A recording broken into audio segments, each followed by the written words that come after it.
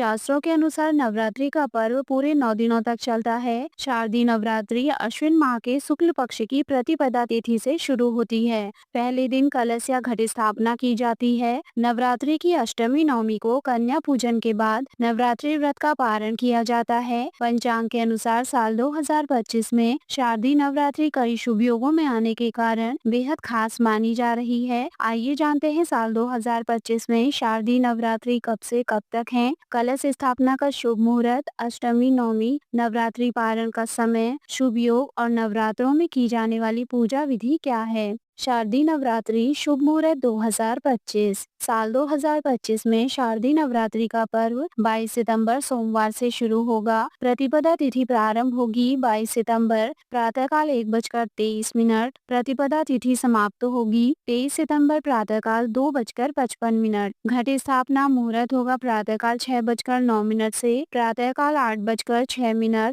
घट स्थापना का अभिजीत मुहूर्त होगा प्रातःकाल 11:49 से दोपहर 12:38।